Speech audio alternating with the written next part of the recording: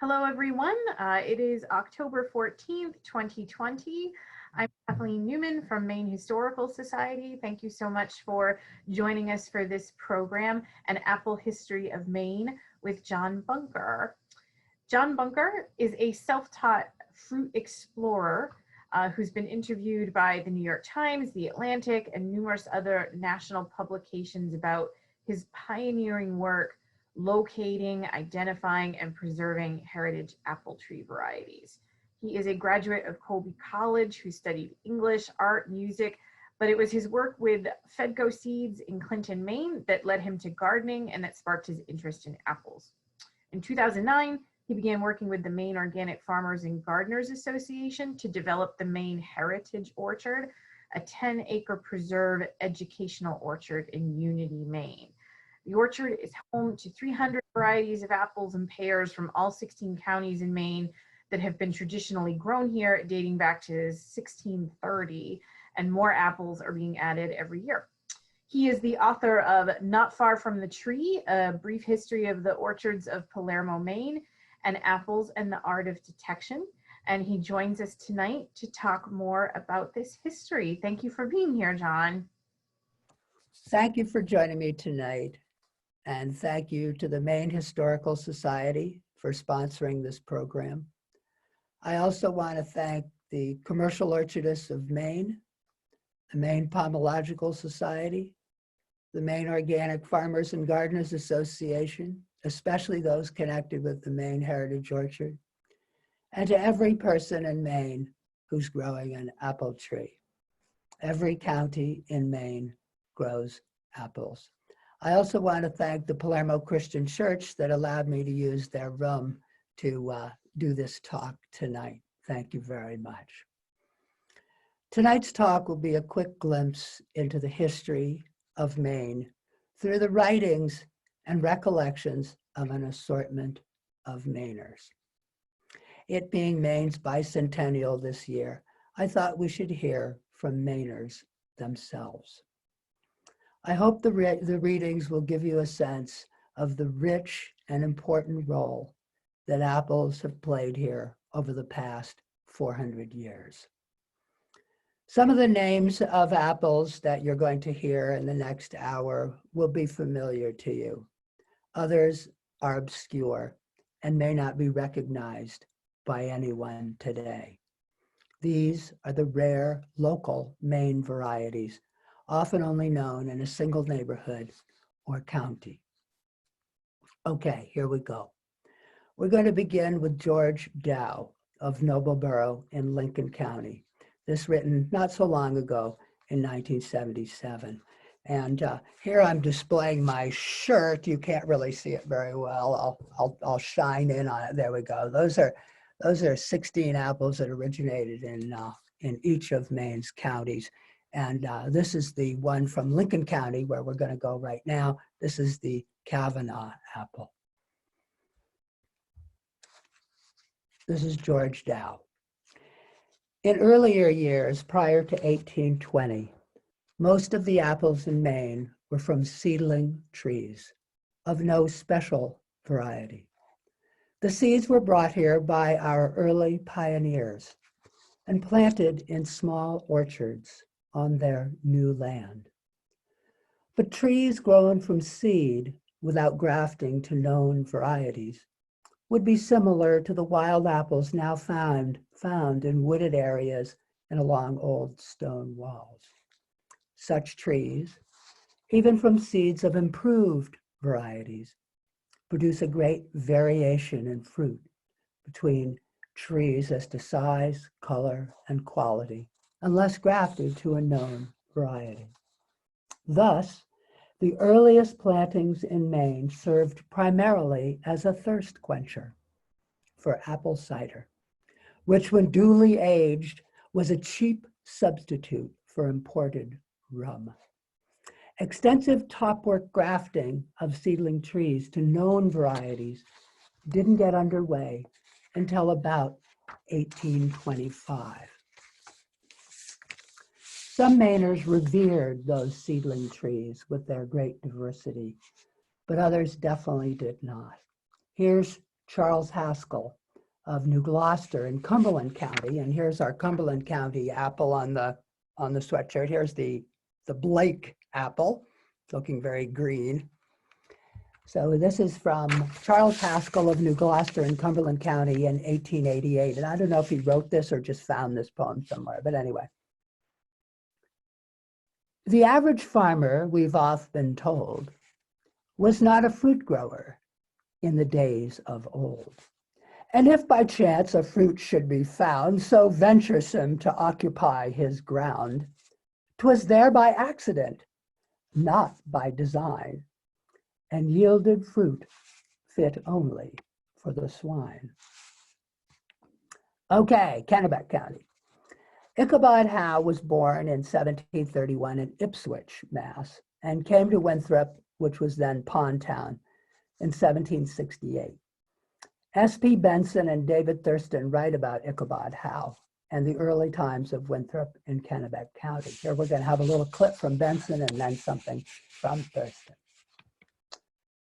Ichabod Howe had been accustomed to old Ipswich, to the luxury of apples and cider, and having determined to immigrate to Pond Town, as he ate a choice apple, he carefully saved the seeds. And when he came, he brought them in his pocket and sowed them on his farm. From his nursery sprang the famous Winthrop Greening, a really excellent apple, I should say, and one still around. The Howe apple, Nelson's favorite, the Lambert apple, and I know not how many other excellent varieties. Here's one from Kennebec County, but not from Winthrop. This is the Starkey. The first cider made in town was from his, Ichabod Howe's, orchard. They had neither cider mill nor press, but thirsting for a beverage to which they were formerly accustomed as almost one of the necessities of life, but had been now a long time without. With true Yankee ingenuity, they pounded a quantity of apples in a sap trough and extracted the juice in a cheese press. In this way, they obtained a few gallons. All the neighbors, and that included a long distance, were invited to come and partake of it as a rare luxury. Well, we're just traveling all around Maine. Now we're going to go to Waldo County, where I am right now. A few months ago, a friend of mine gave me a print of an advertisement from the Republican Journal in Belfast in 1914. A lot had changed in cider since the days of Ichabod Howe and his sap trough in the 150 years up until this ad, which was 1914. Cider, cider! With my hydraulic press, I get all the juice. Bring your apples to me and get quick, satisfactory service. Price right. Ready for work October 1st. Miller Street, near the Muck. S.B. Bunker, Belfast. No relation. Well, I don't know, maybe we're related, but I don't think so. Okay, while we're on the subject of cider, I think we need to get some poetry by Holman Day, who was living in Auburn at the time in Androscoggin County when he wrote this, Ephraim Wade's Stand By in Haying. This is 1900. Okay, here we go. If you don't know Holman Day, go find a book. They're great. Ephraim Wade sat down in the shade and took off his haymaker hat, which he laid on a tussock of grass. And he pulled out the plug that jealously ganged the old ironstone jug, and cocking the jug in his elbow. Okay, I even brought a jug here, like this, cocking the jug in his elbow like that. It even has a little label here for you. And cocking the jug in his elbow, he rigged a sort of horse up, and he swigged a pint of hard cider or so at a crack and set down the jug with a satisfied smack. Aha, he said, that grows the hair on you, bub. My rule during hayings, more cider, less grub. I take it, sir, wholly to steady me nerves. And up in the stow hole, I pitch 'em some curves on a drink of straight cider in handsomer shape than a fellow could do on the juice of a grape. Some new Falderinos come along every day, all sorts of new jiggers to help get in the hay. Improvements on cutter bars, hawse forks, and rakes. Hawse forks, for those of you that aren't from Maine, are horse forks. Hawse forks, tedders and spreaders and all sorts of fakes. But all of their patents ain't fixed it so yet that haying is done without get up and get. If you want the right stuff, sir, to take up the slack, the stuff to put buckram right into your back, the stuff that will limber and aisle up your joints, just trot out some cider and drink it by pints. It ain't got no patents. It helps you make hay, as it helped out our dads in their old-fashioned way. Molasses and ginger and water won't do. 'Twill irrigate some, but it won't see you through. And ice water will chill you. And skim milk is darn mean stuff any place, sir, except in a churn. I'm a temperate man, as a general rule. The man who gets bit by the adder's a fool. But when it comes to haying, and folks have to strain, I tell you, old ciders, I stand by in Maine. Then Ephraim Wade reclined in the shade and patiently gazed on the hay while it made. The seedlings may have made great cider. And here are a few of our favorite seedlings I thought I'd show you. This is 1 week. These are seedlings. These are just things we've discovered by the side of the road. I want you to go do that too. This is one we call pink flamingo. It's kind of pink. This is, and it's a bitter sweet. This is Chavel sharp, which is really sharp. It's from Cumberland. Pink flamingos from Somerville. And this is Screenshot from Strong, and it's strong. Here's Stephen Goodale from the Pomological Report in the winter of January 1874. Fruit was plenty, such as it was, and much cider came to be drank. When temperance reform first opened the eyes of thoughtful people to the evils of an unlimited use of cider as a beverage, many saw no other way of staying the evil than to cut down the orchards, and down went their trees. Others, more conservative, were content with less summary methods and turned their attention to seeking fruit of finer quality, which they could sell for consumption as fruit, by engrafting their orchards with the finest varieties which they could find, selecting from a range far and wide. As a rule, these efforts, when conducting with any tolerable degree of skill and prudence, were remarkably successful. The trees continued to grow well. They soon came anew into bearing and continued to bear freely for many years. This was the golden era of fruit culture in Maine. Some people enjoyed the seedling diversity, however, and lamented the end of those days of the seedling orchards.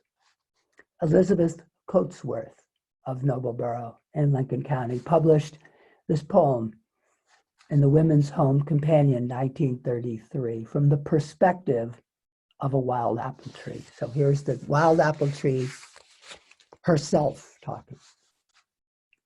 The wild apple tree grafted. I, growing wild from a bird-carried seed, choosing the pasture and the pasture rock. Of man and his strange ways I have no need, but all alone have met the tempest's shock. And all alone have bloomed for birds to see, and all alone have fruited for wood things. The deer by night have feasted under me. My branches have never been bare of wings. Now I am tamed. Now is my spirit bent. My wilding branches cut, my crest brought low. A stranger's sap is with my sap blent. And on me now shall docile apples grow. High in baskets men shall heap my store. Sweet shall my fruit taste now, but not to me, who shall regret the bitter fruit I bore and the small blossoms of my liberty. Abraham Preble was one of the those early grafters. He lived in Bodenham in Saginaw County, and he was grafting by the early 1830s. And this is a little bit from his journal, and from a fantastic transcription of the journals of Abraham Preble by folks in Bodenham in Saginaw County. May 1832, Wednesday the 16th. I set 52 grafts for A. Douglas and some for myself. Rain some of the day in the morning and a shower at night, but very warm and pleasant at midday. May 21st, 1832. Rains hard all day. Gave Abraham Douglas a deed of a piece of land and half of the house now occupied by John Preble, acknowledged before my father. Apple grafts from Dr. U. Huntington's orchard, marked as follows. And he has a list here of the trees that he grafted. And these are all names that are probably local names of just things that he collected from the seedlings in the area, because most of these names we don't know anymore. Here are the names of the apples. Early Summer, New York Pippin, High Top Sweeting, that one we know. Garden Russet, Large Summer, Yellow Tart Summer, Rusty Coat, that's one we know. Red Crab, White Spotted Winter, I want one of those. Winter Greening, Golden Russet, oh, we know that one. Here's Golden Russet right here. Siberian Dwarf, Large Sandford, that must be Sanford, must be one of his neighbors. Russet Greening, Double Gillflower, spelled F-L-O-U-R. Gillflower, Large Brunswick, Vaughn Greening, which probably came from Hollowell, Haynes Apple, Hard Winter, and Summer Sweeting. And we have Summer Sweeting too now. I've received many letters over the years, and that's one of the wonderful things about doing what I do. Here's one from Eva Leland Burgess in Sangerville in Piscataquis County in November 1998. And I'll show you the Rolfe apple. This is the apple on the sweatshirt I'm wearing. And this is the apple that originated in Piscataquis County, Rolfe, R-O-L-F-E. Dear Mr. Bunker, I was interested in the article you wrote about apples and the BDN. I practically grew up in an apple orchard. My grandfather, Henry Leland, was an orchardist and at one time had the largest orchard in Piscataquis County. It would be very small today in comparison to other orchards. His main apple was Milding, and here's Milding. But he also had many other kinds. Black Oxford, St. Lawrence, here's a St. Lawrence, very stripy, High Top Sweets, etc. My son, Sumner Burgess of Bethel, was very interested in the origin of the different apples. He found volumes of agricultural reports in the attic, which contained several articles grandfather had written. Those ag reports, those Maine ag reports are fantastic. Grandfather was a member of the Agricultural Board in Augusta for a time. Sumner was in touch with a man in New York, I think, and they exchanged information. We have often wondered where the Milding originated. Sumner thought possibly it might have been grandfather. They weren't in any orchards around that he could find. I imagine Lois, his widow, has the books and information now. I was 6 years old when grandfather died, but I remember going with him one spring when he grafted some of his small trees. He had a nursery and started the trees there. When they were about a foot tall, he transplanted them and grafted them. I am 101 years old, but I have fond memories of Orchard Hill Farm and ate my share for sure. Sincerely, Eva Leland Burgess. Apples were used used in many different ways, way more than today. And Samuel Cole of Cornish in York County tells us a few of them in his 1849 American Fruit Book. Apples are cooked in various ways and may at all times form one or more dishes on the table. Stewed apples are an excellent sauce. Frying in a pan after meat is a fine preparation. And I'll tell you, Kavanaugh is great fried in meat or butter. They are excellent in dumplings. Sliced, sweet, or mild apples in Indian and other puddings are better than raisins. And also, they are in boiled rice and in warm Indian bread. They make fine pies and tarts. A dowdy, or big pie, makes a meal for the whole family. They may be made into applesauce and kept a long time. Apple butter is a still finer dish. Coddled apples, boiled whole in just enough water to cover them, and molasses or sugar to sweeten them, are excellent. Suitable kinds make fine preserves.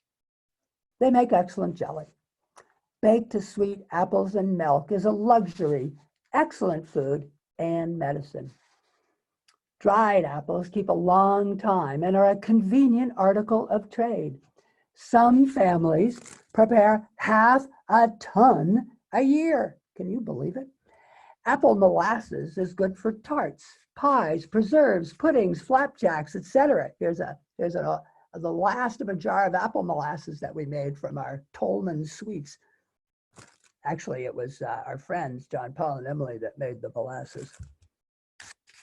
We have made excellent molasses by boiling down the juice of sweet apples, pressing and boiling as soon as possible after grinding. Apples under proper feeding are valuable for all kinds of stock, from birds to the largest animals. Mixed with roots of various kinds and cooked with a little meal or bran, they make a fine food for fattening store hogs. They're also good for sheep, cattle, horses, and even milk cows. Besides the large trade in the usual way, apples in connection with ice are exported to many parts of the world, even to the most distant regions and the hottest climes. So speaking of dried apples, a friend long ago, 20 years ago or so, sent me this poem. This was from Rose Dow in Orland. And I don't know if Rose, Orland in Hancock County, I don't know if Rose wrote this or whether she found it somewhere. But anyway, it's called Dried Apple Pies. I loathe, abhor, detest, despise, abominate dried apple pies. I like good food. I like good meat, or anything that's fit to eat. But of all the grub beneath the skies, the poorest is dried apple pies. Give me a toothache or sore eyes in preference to such kind of pies. The farmer takes his gnarliest fruit, the wormy, bitter, and hard to boot. He leaves the seeds to make you cough, and don't take half the peeling off. Then on a dirty cord they're strung, and from some chamber window hung, and there they serve a roost for flies until they're ready to make pies. Tread on my corns, or tell me lies, but don't pass me dried apple pie. George Driscoll from Columbia in Washington County sent this to me. No, not to me. He sent it to his son, and it was eventually came to me. This refers to trees grafted in about 1775, but still around in 100 years later. You'll tell this is in May 1875. I send you a few apples taken from a barrel this morning where they have laid undisturbed since the first week of October. So they were 8 months in the barrel. They grew on trees planted by our grandfather, Samuel Driscoll, more than 90 years ago, probably about a century ago. A lady told me recently that she ate apples off the same tree 70 years ago last fall. At that time, 1804, they were large, well-grown, and full-bearing. I remember the trees 45 years ago. They looked as large and much the same as they do today, and produced apples about the same as in later years. They bear in alternate years. Originally, there were 8 trees. The tornado of 1869 broke one down and injured another so that it died, so we only have 6 left.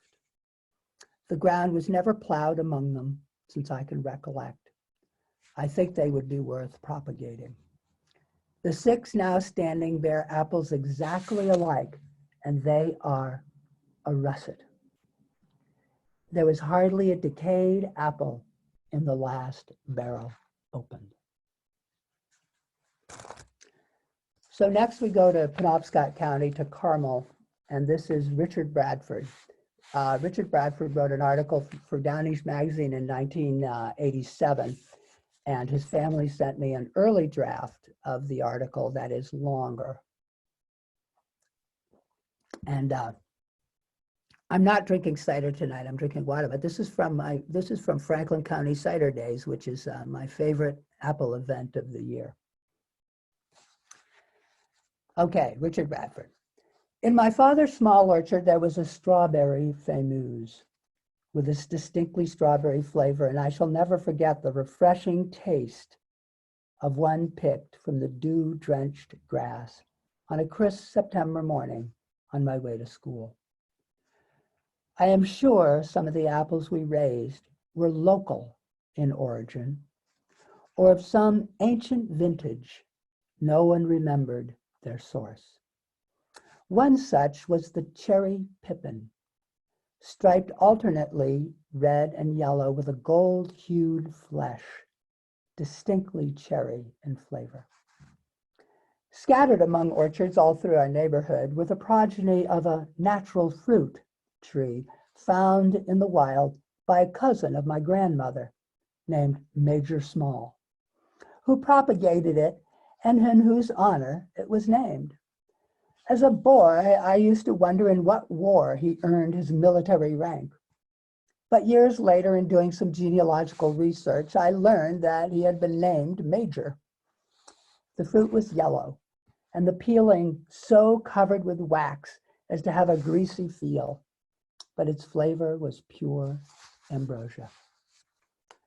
Apples for winter storage went into boxes and barrels in an unheated cellar, kept ideally cool and moist from its rock walls and hard-packed clay floor, and lent their fragrance to that of stored vegetables and the spiciness of celery blanching in a dark corner, mingled with the mouth-watering smell of hanging hams and bacon.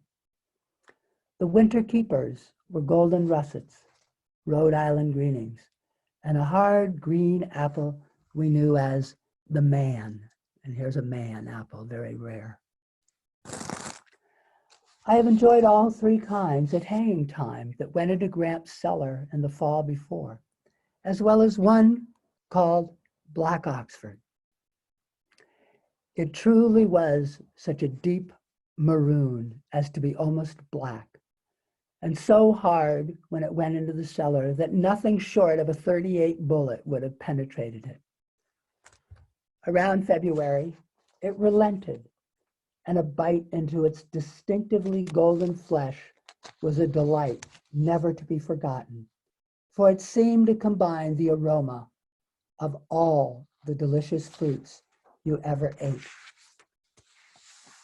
Once the cellar was filled with an ample supply for family use, first quality apples were packed in barrels, and a barrel is 3 bushels, packed in barrels and consigned to commission merchants in Boston. And I was always thrilled to realize that some would eventually be shipped overseas to places I had only read about. Occasionally, children would slip letters into the barrels, hoping for an answer from some faraway country. I had to include something by Clarence Day, one of Maine's most important writers about agriculture, and his 2 volumes of Farming in Maine are a must-read for everyone. And this, here we go. Here's wonderful, wonderful Clarence Day.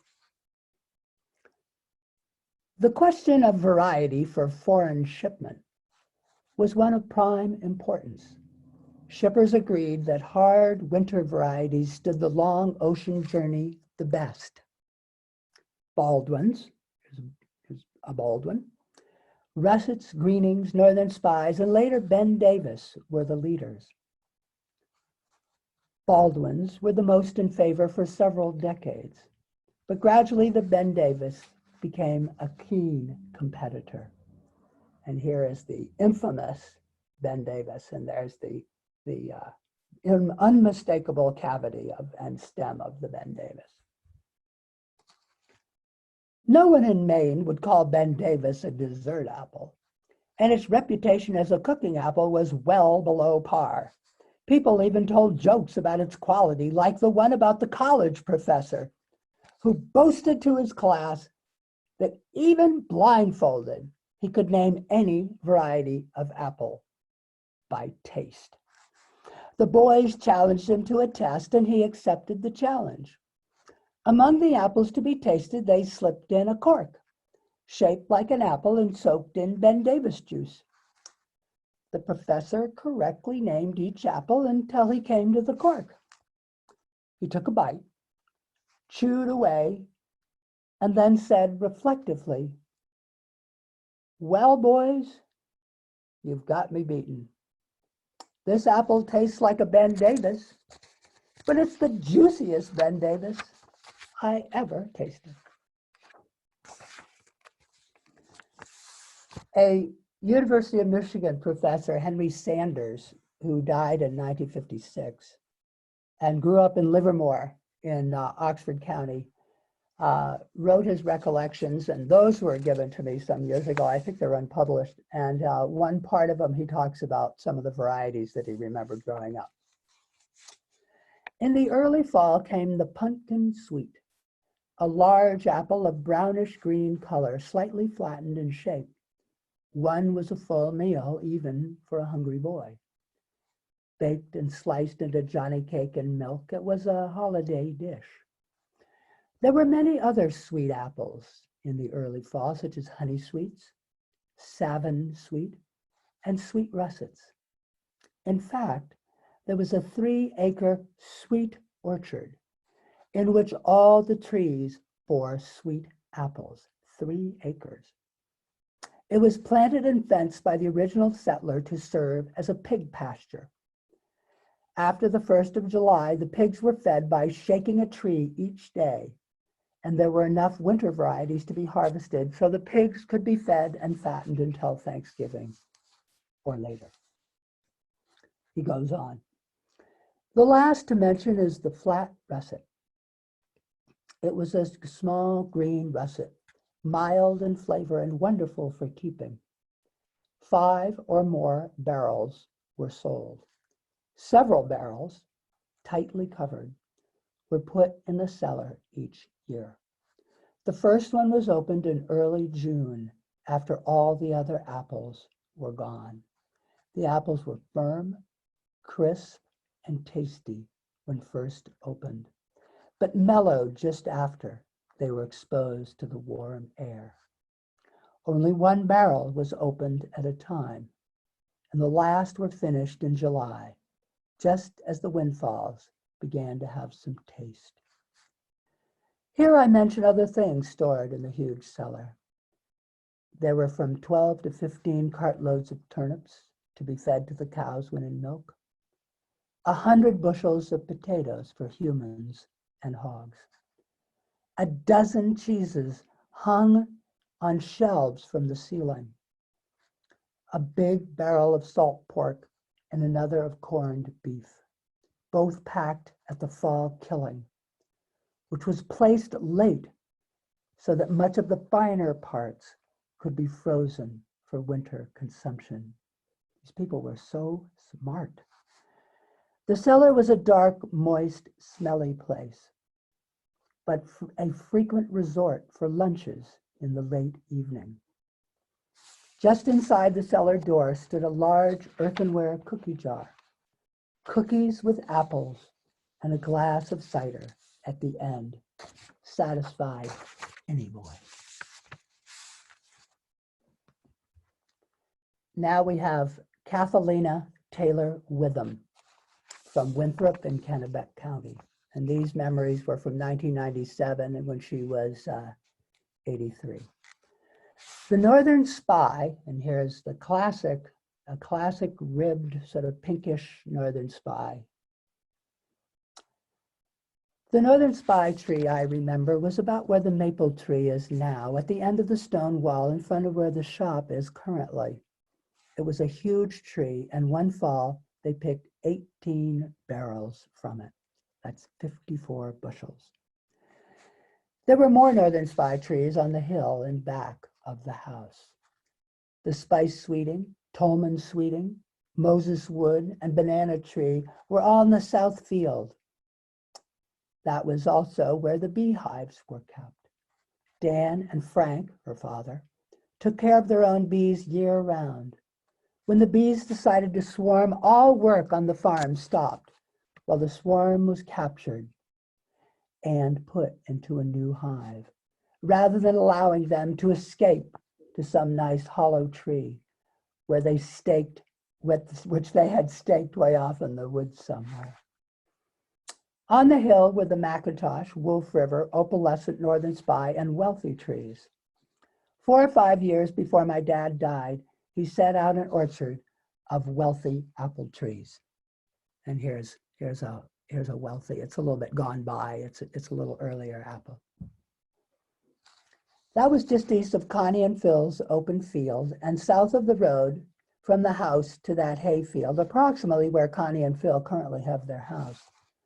The Wolf River apples were very large. Now the Wolf Rivers this year are very small, so this is a tiny Wolf River, but there's a classic Wolf River with that patch of russet around the cavity there. The Wolf River apples were very large. My Aunt Madge Clement once made a pie using just one apple, and 9 would head up a barrel. The bulk of the apples were hauled on hay racks, wagons built to carry big loads of hay, by a team of horses to the depot and loaded on freight cars in conjunction with other orchardists in the area and sold in Boston or New York City. Those sent in the winter had runners put on the hay racks. I think no more than 2 trips could be made a day, probably 25 to 30 barrels. The last day of picking, the women folk, Ella and Madge, gave the pickers an oyster stew dinner, and likely for dessert, they had apple pie and homemade ice cream.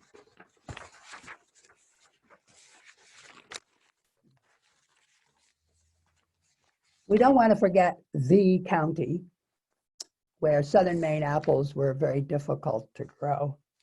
But here's an explanation, we'll say, by one of the most important Aroostook County growers long ago. This is from John Wesley Dudley of Castle Hill in Aroostook County, and he wrote this in 1889.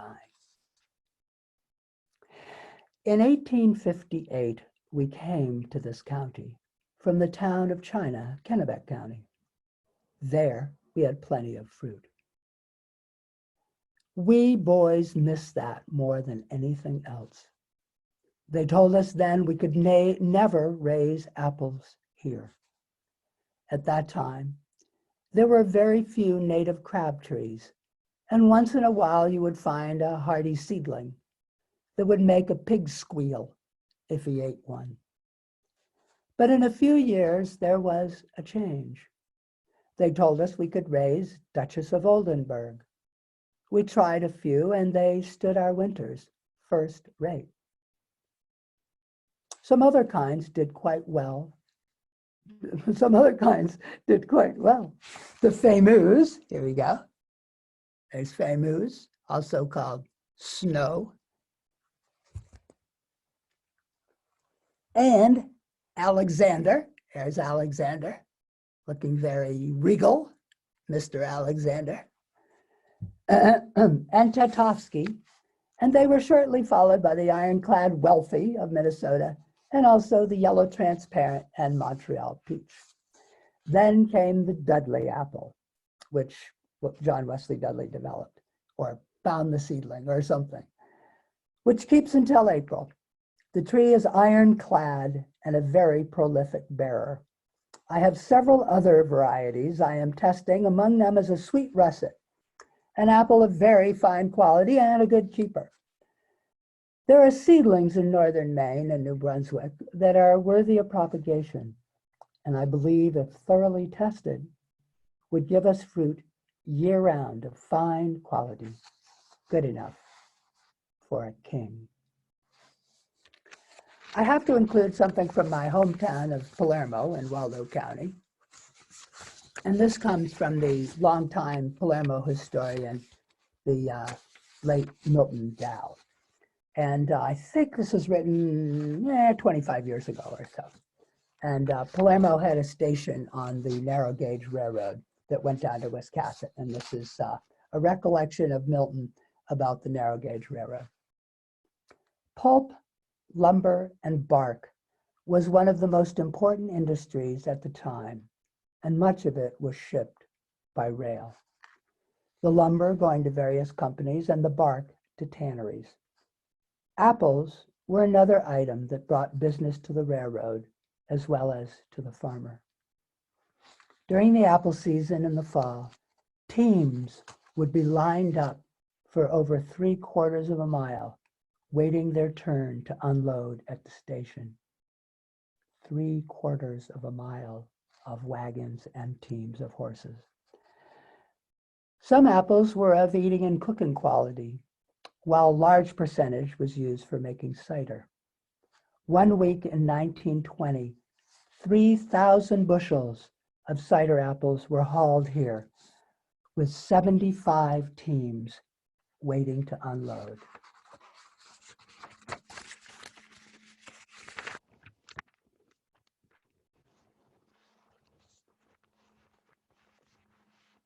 So there you have it, a brief glimpse into the history of apples in Maine. Now, what should you do? Well, first of all, go to a Maine commercial orchard this fall if you haven't already been. You never know what you'll find there. You'll find some of the more common things, but most of them have some sort of an unusual gem tucked away. Ask. Second, stop by the side of the road at least once this fall and try the fruit of at least one seedling. You'll know they're just in roadside ditches and stone walls and along streams. If it's really bitter, it might make good cider. And if it's delicious, maybe you've found the next Honeycrisp and you can patent it and move to the Cayman Islands. 3, look in your attic for old journals and diaries. Some of these things I read to you tonight are from old Maine agricultural reports, but others are things that people just wrote on their own and they were never published, and they're so fantastic. 4, join and support the Maine Historical Society. Also, join your local historical society, join MOFGA, and come volunteer for a day at the Maine Heritage Orchard. 5, keep a lookout for ancient apple trees. You may find one of the last of a rare historic apple. Contact me if you do. Maybe you'll help find the cherry pippin, or the major small, or the Savin sweet, or the flat russet. Remember, in Maine, it's always okay. It's an unwritten rule. It's always okay to stop by the side of the road and pick apples during the fall, although it's always a good idea to ask too. We'll end with one last suggestion for you to do. This one from Washington Gilbert of Bath in Saginaw County. And this was at the winter meeting of the Maine Podological Society in January of 1874. And if any farmer is ambitious to bequeath an estate of $100,000, that would be 2.5 million in today's dollars, he has only to leave his heirs well-planted and kept apple orchards of 100 acres. If he is less ambitious, let him plant and sustain 50 acres, or 20, or 10, or 5, or at least 1 acre, if that is the measure of his capacity and the full fruition of his desires.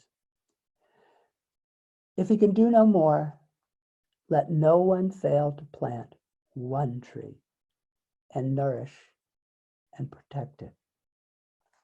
The petted tree will learn to lean on him as the child looks to the parent for protection and sympathy, and it will return to him a grateful and exceedingly great reward.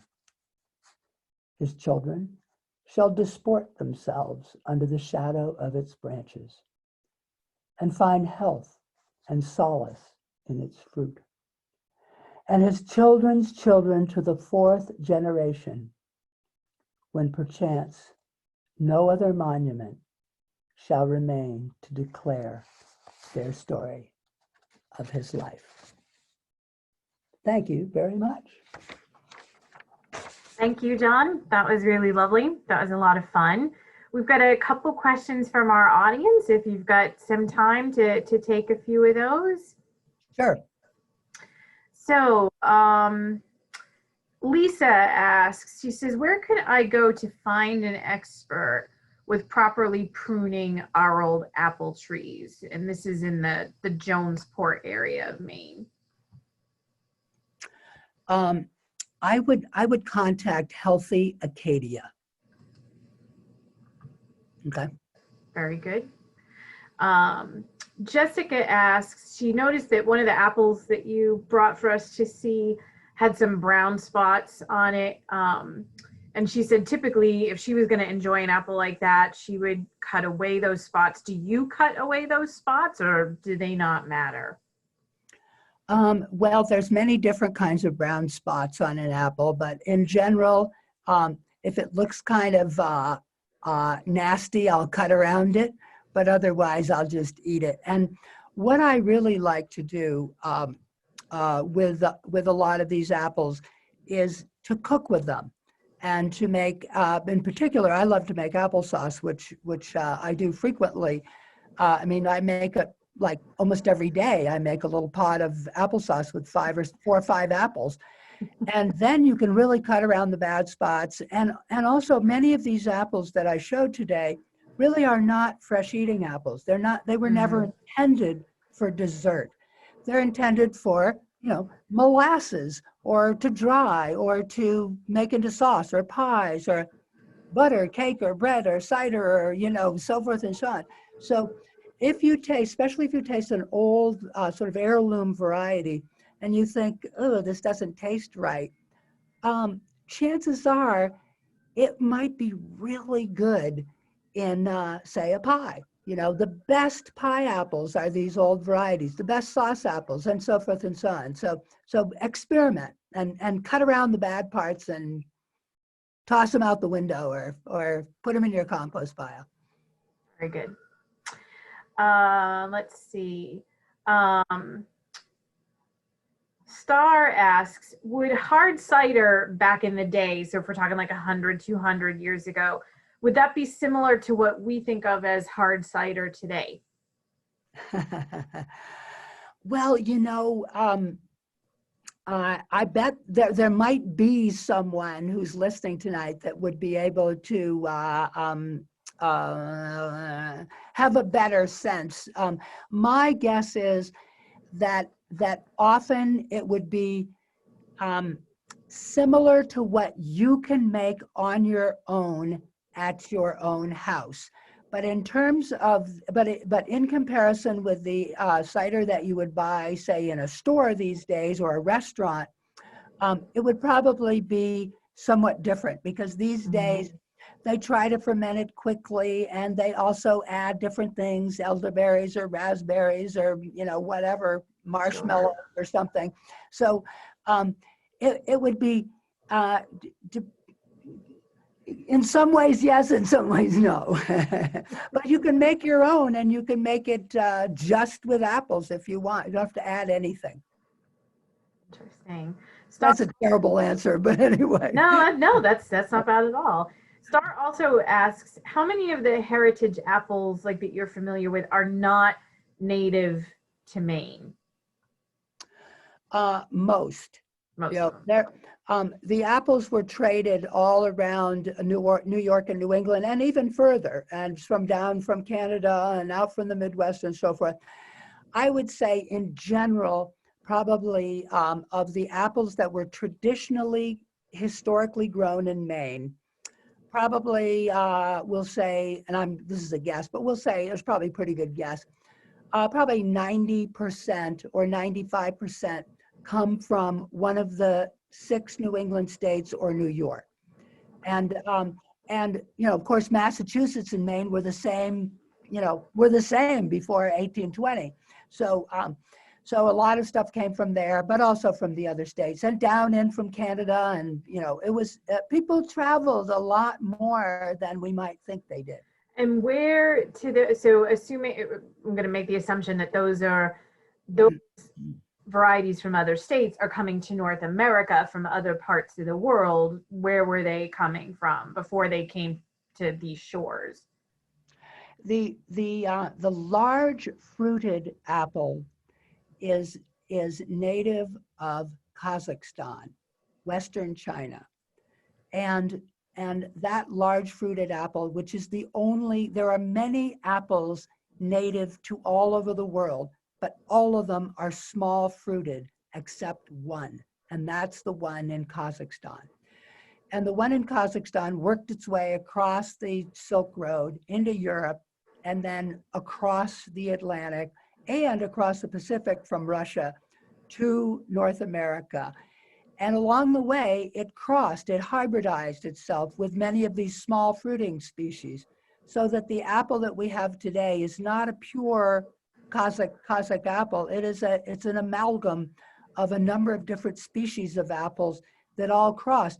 And most of the apples that we ate historically in New England, and still do, many of them, are from seed that was brought over, not from varieties that were brought over. So the New Englanders, the Mainers, planted apple seed, like George Dow said in the first clip I read. They planted seeds and then began to select the best of them. So apples like the Kavanaugh and the Black Oxford and these other ones, the Rolfe that I showed, Starkey, these were selections of seedlings from seed, often brought over from Europe, or seed from seedlings, because the apple got here and just loved Maine and started to grow everywhere. So even today, there are hundreds of thousands of apple seedlings in Maine. So if somebody wants to be an apple breeder or an apple selector, you really need to do nothing more than just drive around the roads of Maine looking for seedlings in the fall or late summer or early winter, and then select the best. And there you go. Thank you. Serene says, we have a Wolf River in Lincolnville, and we have one farm, 67 plus years, and it was an old tree when we moved in. Where are there remaining Wolf Rivers in Mid-Coast Maine, and do you have any idea why they were brought here? She also says she thinks that they make the world's best applesauce. Well, Wolf River is a seedling of this apple, Alexander, or so we think, and it originated in Wisconsin, and it was probably brought here because people were going, once the Maine woods were largely stripped, a lot of the loggers went to the upper Midwest, to Wisconsin, Minnesota, Michigan, to cut wood there. So there was a lot of travel back and forth. And so I would guess, and I don't know if anybody, we could ask Dan Bussey, he's sort of the United States' greatest apple historian today. He might know more than I do, but I would assume that a Mainer who went out to Wisconsin to cut wood decided to come back and brought some scion wood, the twigs. We haven't talked really about grafting, but brought that back to Maine and then grafted it here.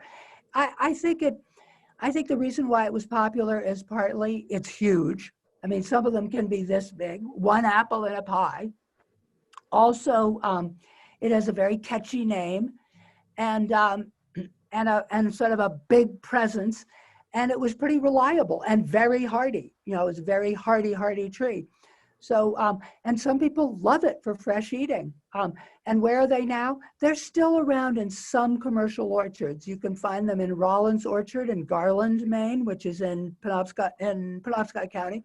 You can find them at Sandy River Orchard in Mercer in Somerset County. There's a few places where they still are. And I still see old trees. There's one near Coney High School in Augusta. And I still see them now and then. They're around. Someone else is asking, do you know, did the indigenous peoples here grow apples before this area was more broadly settled by Europeans? Well, that's a really good question. And I think that one of the things that I would like to do, if I'm so lucky as to have more time to do apple research over the coming years, is to connect with Native people and others who know about early Native agriculture. We do know that there were fruit orchards, apple orchards, and other orchards throughout New York and New England that were planted probably from seed by Native people. But beyond that, I don't know. I don't know that much, but it's something that I would really like to know more about. And if anybody does, by all means, please be in touch. Excellent. And one last question from Adrienne. Do you have suggestions for a pruning authority in the Lincoln County area? Let's see. Well, not off the top of my head, but what I would suggest you do is contact MOFGA, and you could do that. I think there's an address, apples@mofga.org, but you could also go to MOFGA's website, mofga.org, and that will direct you to orchard people who can probably help you. Excellent. Thank you so much, John. This was a lot of fun. The feedback in the chat box has been very, very positive. Thank you everyone who is able to join us tonight for your thoughtful questions, for your support and your participation. I know some folks are asking how can you view this recording? It usually takes about 2 weeks for a recording to be edited and posted online, but just keep an eye on our website, mainhistory.org, in the program section of that website, and you'll see it up there as soon as we can get it up there. Mainhistory.org is also a great place to learn more about Maine Historical Society, how you can visit to do research or visit our exhibits, see our online exhibits, become a member. I shared that link in the chat box earlier, and I also shared the links for MOFGA and the Maine Heritage Orchards. And don't forget that you can buy John's newest book, Apples and the Art of Detection, through our museum store at mainhistorystore.com. Is there anything else you'd like to say before we close, John? Sure. I'd like to read one more short poem. May I do that? Please. Okay, so to those of you still on. So one of the people who helped me maybe even the most, as I was developing the Maine Heritage Orchard, was Russell Libby. And Russell was the longtime director at MOFGA and also loved to fruit explore, as we call it. And he was also a poet. And his poetry is just great. And this is one called Long Ago, and it's one of my favorites. It's short. The old records from the Census of Agriculture report 2 acres here in 1880. But those trees are long gone. Even the first aerial photos from the late 1930s don't show any recognizable block of apples. In some ways, that makes a lot of sense. The early farm orchards were usually planted on the edges, along stone walls, in the odd corners. The best land, that was for grain and potatoes and hay. Apples were an important cash crop hereabouts, but more on higher ground and north sloping hillsides. When other farmers were hauling barrels of apples on sleds to Hollowell to be loaded on big ships bound for Boston and England, George Washington Gordon milked his cows. His wife made cheese, and that's where the cash money came from for the years from the Civil War into the 1900s, after sheep's wool no longer paid the bills. So thank you all very much. Thank you, John. We really appreciate it.